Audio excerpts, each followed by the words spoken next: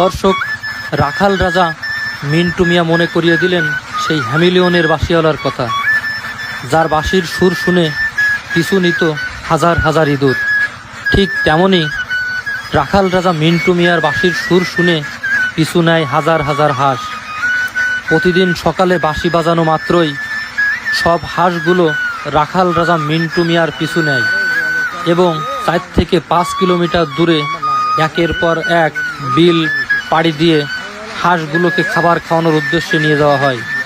তো দর্শক, এমন ইন্টারেস্টিং ভিডিও পেতে পেজটি ফলো দিয়ে পাশেই থাকুন।